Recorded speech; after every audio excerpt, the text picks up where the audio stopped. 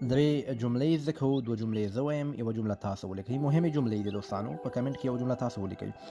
وایو لغت ماته ده انټشایډونګ. انټشایډونګ وایي پرېکړه، فیصله.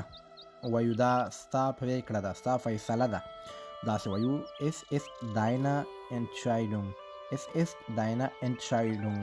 وایي دا ستا پرېکړه ده.